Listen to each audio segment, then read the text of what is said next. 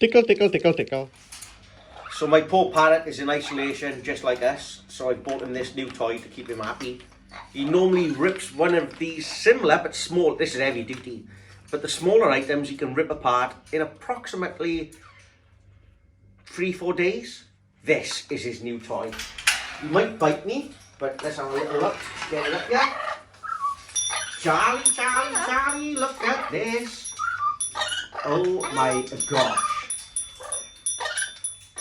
God, this is a quality one, this is. Oh, he's not biting me, he's playing.